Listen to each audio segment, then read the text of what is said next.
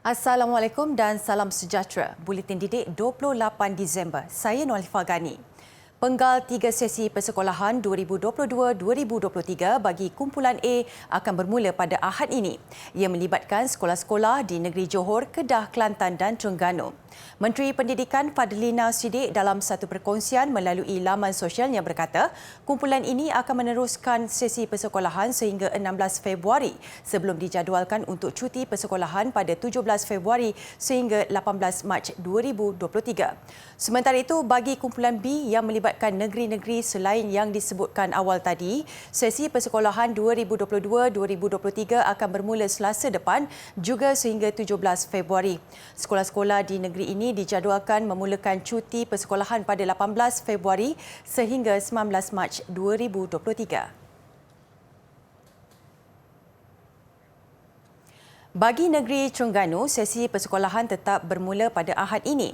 Pengarah Jabatan Pendidikan Negeri Terengganu, Abdul Mu'i Ngah berkata, buat masa ini, tiada sebarang keperluan untuk penangguhan sesi persekolahan secara bersemuka di Terengganu.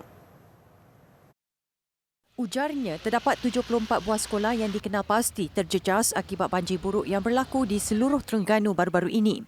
Bagaimanapun, proses pembersihan pasca banjir di sekolah-sekolah itu telah selesai dilakukan hasil kerjasama pelbagai jabatan dan agensi kerajaan, syarikat swasta serta sukarelawan daripada pertubuhan bukan kerajaan NGO. Selain itu, proses pembersihan 143 sekolah yang dijadikan pusat pemindahan sementara PPS juga telah dijalankan. Justru pihaknya optimis sesi persekolahan secara bersemuka dapat dijalankan mengikut jadual asal. Tambahnya, antara peralatan yang rosak di sekolah terjejas banjir ialah kerusi, meja dan buku. Bagi penyelesaian jangka masa pendek, lebihan kerusi dan meja dari sekolah lain akan dihantar ke sekolah-sekolah terjejas banjir untuk memastikan sesi pembelajaran berjalan lancar dan selesa. Bagaimanapun, jabatan mengingatkan semua warga sekolah agar tetap berhati-hati kemungkinan banjir gelombang ketiga pula berlaku. Yayasan Guru Tun Hussein On YGTHO memperuntukkan RM20,000 bagi membantu sekolah yang terjejas akibat banjir. 10 buah sekolah di daerah Besut masing-masing menerima sumbangan RM2,000 sebagai tanda keprihatinan YGTHO dalam bidang pendidikan. Ketua Nazir Sekolah menanggung tugas timbalan Ketua Pengarah Pendidikan Sektor Dasar dan Kurikulum Syafruddin Ali Husin berkata, daripada jumlah itu, 9 sekolah kebangsaan dan sebuah sekolah menengah agama di Besut mendapat manfaat daripada program itu. Antara sekolah yang menerima sumbangan ialah Sekolah Kebangsaan SK Air Terjun, SK Keruak, SK Bukit Jeruk, SK Bukit Kenak, SK Oh, SK Pusat Jertih, SK Tok Dor dan SK Alur Lintah. Mewakili YGTHO menyampaikan sumbangan kepada sekolah terbabit di SMK Bukit Payong seramai 50 sukarelawan Persatuan Sukan dan Kebudayaan Kementerian Pendidikan Malaysia MESKA yang turut sama terbabit dengan operasi pembersihan sekolah. Kerja-kerja pembersihan itu dilakukan untuk membolehkan operasi sekolah berjalan seperti biasa menjelang pembukaan sekolah nanti. Tambah Syafruddin lagi, sekolah terjejas banjir di Besut dibahagikan kepada 3 kategori, iaitu kategori 1 sangat kritikal, 7 buah sekolah, kategori 2 kritikal membabitkan 8 sekolah dan kategori ketiga kurang kritikal membabitkan 10 buah sekolah. Ini satu lagi inisiatif yang wajar untuk dicontohi. Bank Rakyat dan Sekolah Kebangsaan SK Suri Permai bekerjasama dalam menjayakan inovasi Smart and Easy Table (SNET) yang memanfaatkan lebih 1,300 murid di sekolah itu. Kerjasama itu merupakan salah satu inisiatif jangkauan komuniti Bank Rakyat untuk menangani isu beg berat dalam kalangan murid sekolah rendah.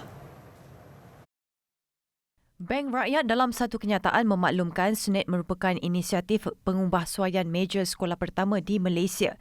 SNET dilaksanakan melalui kerjasama Institut Kemahiran Mara IKM Sungai Petani, Sekolah Menengah Kebangsaan Raja Tun Uda SMK RTU serta sokongan Pejabat Pendidikan Daerah Barat Daya dan Jabatan Pendidikan Pulau Pinang. Kerjasama ini juga bertujuan untuk memudahkan pelaksanaan inovasi SNET agar murid dapat merancang dan mengurus keperluan pembelajaran mereka dengan lebih efisien. Ia dihasilkan dengan menggunakan loker simpanan dan kompartmen sisi yang diubah sesuai pada meja sedia ada. Idea inovasi SNET yang dicetuskan oleh Guru Besar SK Suri Bermai Muhammad Sabarullah Sheikh Ismail melibatkan 666 buah meja yang diubah sesuai dengan 2 loker berkunci untuk simpanan buku bagi kegunaan murid sesi pagi dan petang. Selain itu, terdapat 3 kompartmen sisi untuk penyimpanan barangan peribadi murid seperti kotak pensel, botol air dan 1 ruangan khusus untuk tabung Kelab Nuri Bank Rakyat. Inisiatif itu juga merupakan usaha berterusan Bank Rakyat dalam mempertingkatkan literasi dan rangkuman kewangan dalam kalangan murid menerusi penyediaan tabung Kelab Nuri sekaligus memperkasakan budaya menabung dalam kalangan generasi muda. Maidin Mohamad Holdings Berhad Maidin memperuntukkan RM50,000 bagi membantu seramai 400 murid daripada keluarga B40 di seluruh negara membuat persiapan sesi persekolahan akan datang. Dilakukan menerusi inisiatif tanggungjawab sosial korporatnya Maidin Prihatin Jelajah Generasi Pintar, penerima membabitkan murid daripada 5 buah sekolah dan 2 rumah kebajikan berdaftar. Sekolah terbabit ialah Sekolah Kebangsaan SK Gadong Jaya, Seremban Negeri Sembilan, SK Bukit Hampar Melaka, SK Sri Melanta Jaya, Sandakan, Sabah, Sekolah Menengah Kebangsaan SMK Tun Abang Haji Openg serta SK Encik Buyong Kuching, Sarawak. 2 rumah kebajikan berdaftar yang menerima manfaat daripada inisiatif itu pula ialah Rumah Jagaan Telaga Kasih Nur Muhammad, Subang Jaya, Selangor dan Persatuan Pendidikan Anak-Anak Yatim Lipis Pahang. Pengarah Eksekutif Maidin, Ahmad Maidin berkata, setiap penerima akan menerima bantuan set kelengkapan persekolahan bernilai RM150. Ujarnya, program bantuan persekolahan ini dilaksanakan setiap tahun dan matlamatnya ialah bagi memastikan murid yang kurang berkemampuan mendapat pembelajaran yang sempurna seperti anak-anak yang lain. Justru program bantuan tahunan ini diteruskan bagi memastikan dapat memberikan kegembiraan dan keceriaan kepada murid-murid ini. Jika kena pada caranya, bidang pertanian mampu memupuk semangat pelajar istimewa untuk ke sekolah dan menjana pendapatan menerusi hasil tuaian. Atas inisiatif itu, guru dan pembantu pengurusan murid SMK Darul Aman Heights 1 di Jitra Kedah membantu menguruskan kebun nanas yang diusahakan pelajar di bawah program pendidikan khas integrasi PPKI sepanjang cuti penggal persekolahan ini. Ia bagi memastikan pokok disiram dan dibaja mengikut waktunya. Kebun nanas PPKI itu terletak di belakang bangunan sekolah yang diusahakan secara berperingkat mulai Ogos tahun lalu. Pada peringkat awal, sebanyak 30 pokok ditanam dan terus bercambah sehingga masuk tuaian kali kedua. Melihat kepada kejayaan projek itu, sebanyak 120 lagi tunas nanas ditanam baru-baru ini. Benih nanas jenis MD2 ini dibeli dari luar sekolah. Untuk perancangan masa hadapan bagi projek tanaman PPKI ini, saya bercadang untuk menambah pokok terung dalam polybag juga, dan bagi pelajar kefusian rendah kita akan menambah tanaman sayuran lah. Contohnya kangkung, sawi, bayam, agar pelajar juga mendapat kemahiran untuk menanam cara tradisional lah, menanam di batas-batas, insya-Allah. Bagi memantapkan program transisi ke kerjaya, pelajar PPKI turut akan didedahkan dengan program keusahawanan. Ia sebagai kemahiran tambahan kepada pelajar mengenai kaedah pembungkusan dan cara berjual beli. Sebab melalui projek ini ia memberi kemahiran untuk pelajar untuk berdikari, untuk pelajar keboleh pasaran pelajar sekiranya dia berada di luar nanti. Cuma itulah harapan saya, projek keusahawanan untuk pelajar pendidikan khas. Di SMK Darul Aman Heights 1, terdapat 2 kemahiran untuk pelajar PPKI selain projek tanaman nanas. Bagi pelajar dengan kemahiran vocational spesifik, mereka terbabit dalam pembuatan roti, manakala pelajar kefungsian rendah fokus pada kemahiran asas makanan.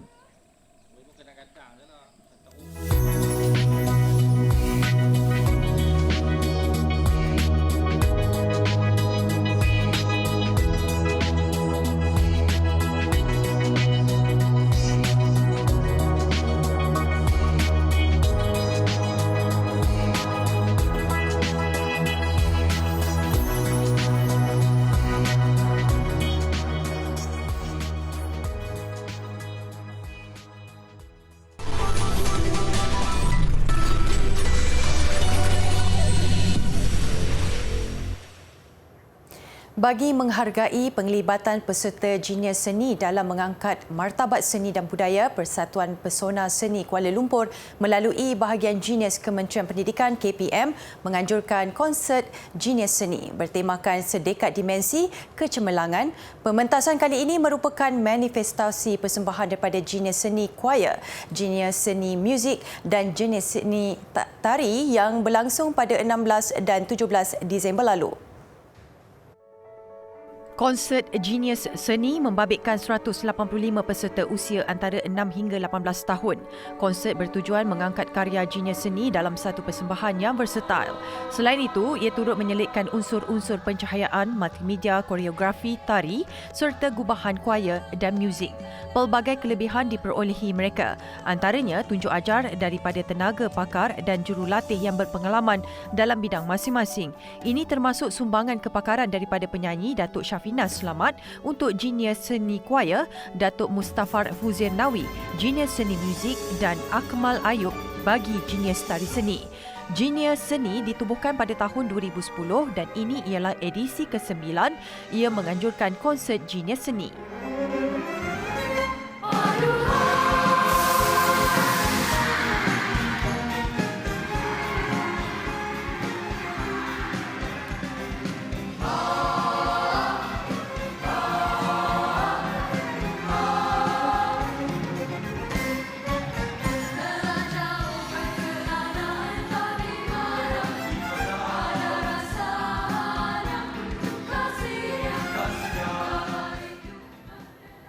Mulai hari ini, tempahan janji temu bagi 8 perkhidmatan kesihatan di semua fasiliti kesihatan prima seluruh negara perlu dilakukan melalui sistem janji temu di aplikasi MySejahtera. Antara perkhidmatan yang dimaksudkan ialah rawatan pesakit luar, inisiatif saringan kesihatan kebangsaan, saringan kesihatan peka B40 dan pemeriksaan kesihatan pra-pekerjaan atau pra-pengajian. Menteri Kesihatan Dr. Zaliha Mustafa menerusi satu kenyataan berkata, sistem janji temu itu bertujuan membantu fasiliti kesihatan prima mengatur jadual perkhidmatan berdasarkan kapasiti masing-masing. Pada masa sama, langkah itu dapat mengelakkan kesesakan di tempat pendaftaran dan menunggu. Jelasnya, antara kelebihan sistem janji temu atas talian berkenaan termasuk pelanggan dapat merancang lawatan ke fasiliti kesihatan prima mengikut kesesuaian masa. Selain itu, pelanggan boleh mengubah tarikh janji temu melalui MySejahtera dengan mudah tanpa perlu membuat panggilan ke fasiliti kesihatan. Sistem itu mempunyai fungsi peringatan automatik supaya pelanggan menghadirkan diri mengikut masa dan tarikh yang telah ditetapkan. Saringan pra-perkahwinan, khidmat berhenti merokok, perkhidmatan perancang keluarga serta prosedur seperti rawatan luka, penukaran tiub dan lain-lain adalah antara beberapa lagi tempahan perkhidmatan kesihatan yang boleh dilakukan dengan menggunakan sistem ini. Dr. Zaliha berkata untuk kes kecemasan, kes demam atau penyakit berjangkit, orang ramai boleh terus ke fasiliti kesihatan prima tanpa perlu membuat janji temu. Beliau berharap dengan pendigitalan sistem perkhidmatan kesihatan yang disediakan Kementerian Kesihatan dapat mempromosi program kesihatan di bawah fasiliti kesihatan prima kepada masyarakat dengan lebih berkesan serta menjadikan sistem perkhidmatan penjagaan kesihatan negara lebih efisien.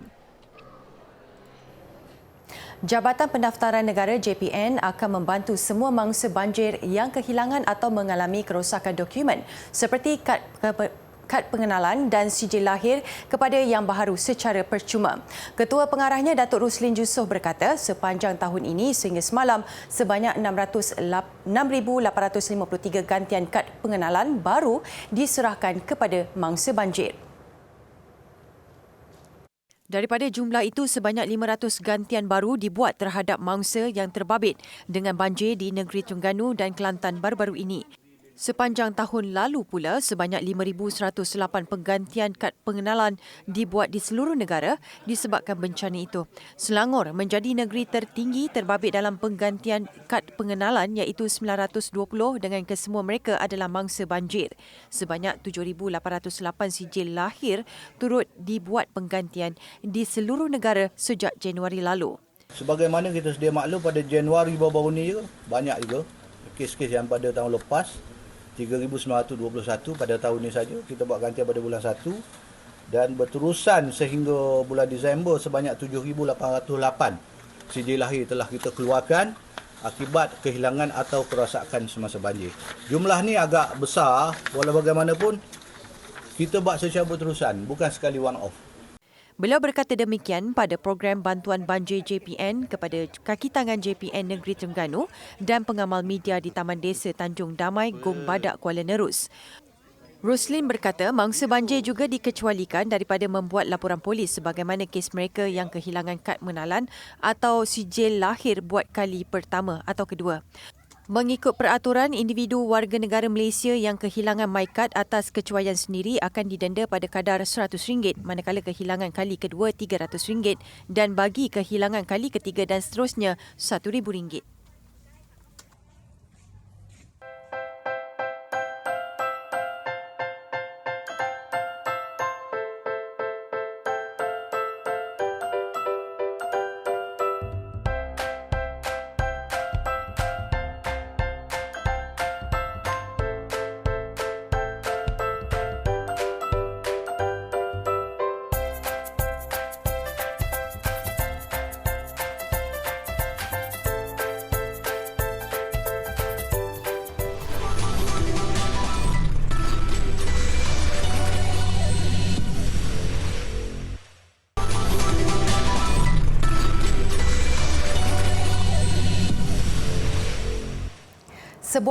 Seorang pensyarah wanita sebuah universiti di Afghanistan mendakwa beliau kecewa dengan larangan kerajaan negara itu ke atas wanita daripada ke universiti atau menyertai kumpulan bantuan kemanusiaan.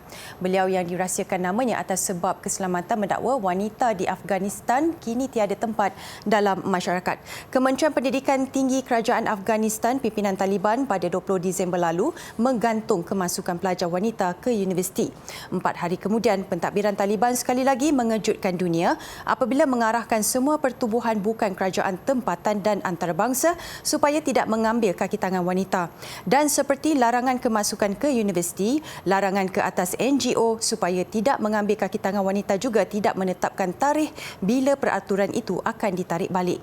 Kerajaan Taliban sebaliknya mendakwa larangan itu dikeluarkan kerana sebahagian wanita terbabit tidak mematuhi peraturan mengenai ketetapan menutup aurat yang dikeluarkan oleh pihaknya.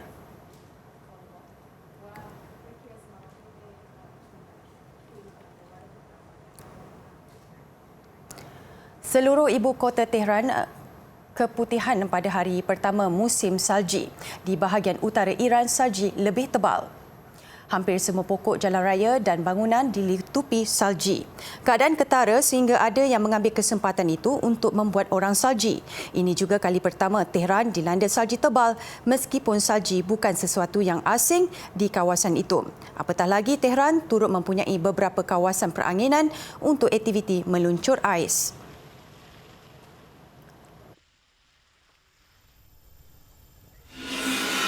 Sementara itu, ibu negara Mexico City antara kawasan yang turut mengalami kadar penurunan salji yang agak luar biasa. Hampir seluruh bandar itu diliputi salji berikutan suhu rendah.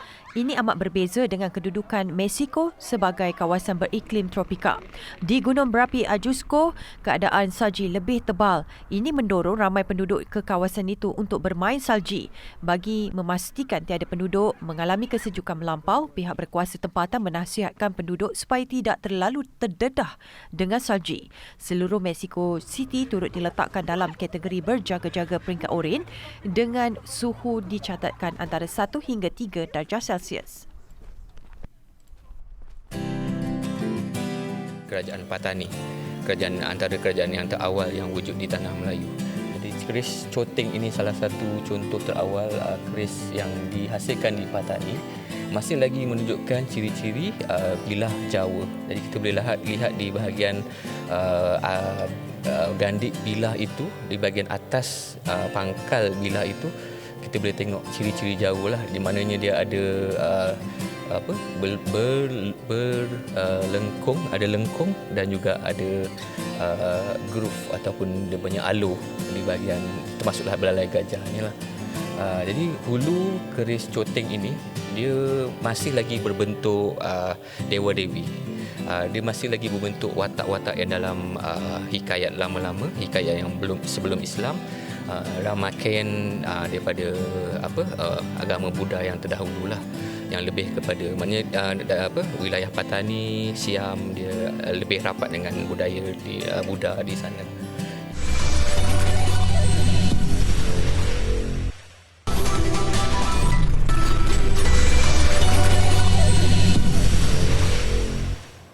Sukan Piala Persekutuan Bola Sepak ASEAN AFF selepas mencatat 2 kemenangan berturut-turut, Harimau Malaya akhirnya bertemu lawan sebenar.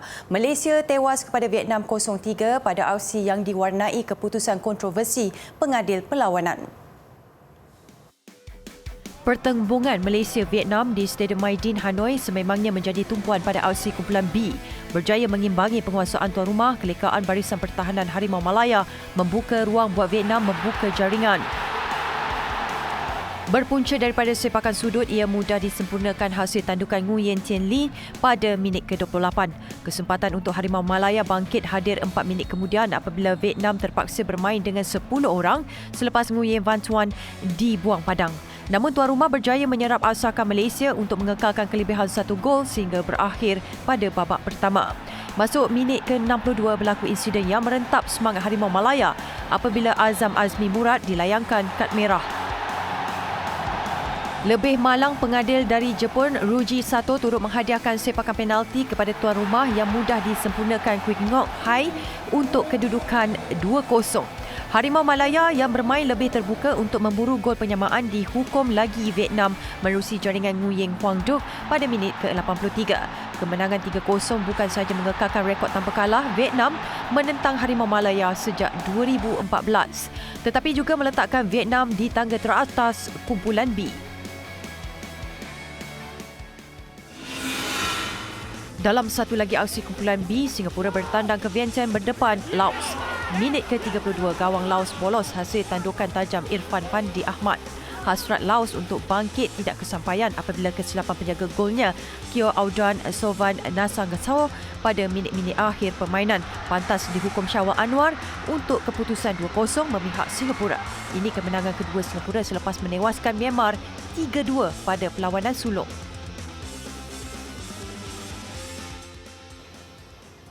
Saingan ke separuh akhir bagi peringkat kumpulan B kini terarah kepada 3 pasukan. Vietnam, Malaysia dan Singapura kini berkongsi 6 mata. Cuma Malaysia sudah beraksi 3 perlawanan, manakala Vietnam dan Singapura masing-masing bermain 2 kali. Apapun kelebihan dilihat milik Vietnam sebagai calon pilihan ke separuh akhir, halangan sukar mereka, Malaysia sudah diatasi. Malaysia pula semestinya mencipta kemenangan pada perlawanan terakhir menentang Singapura, manakala Singapura juga berpeluang mara berbaki 2 perlawanan yang dimiliki. Malaysia akan menamatkan saingan kumpulan B menentang Singapura di Stadium Nasional Bukit Jalil 3 Januari ini. Manakala Vietnam bakal muncul pasukan pertama ke separuh akhir andai menundukkan Singapura pada perlawanan yang dijadualkan di Stadium Jalan Besar Jumaat ini. Mesir memanfaatkan kehadiran puluhan ekor burung luar ke wilayahnya dengan menganjurkan festival antarabangsa untuk fotografi dan pemerhati burung. Ia sebagai langkah baharu dalam mempergiatkan sektor pelancongan berasaskan alam sekitar di Mesir. Saya Noelifah Gani, Assalamualaikum dan salam hormat.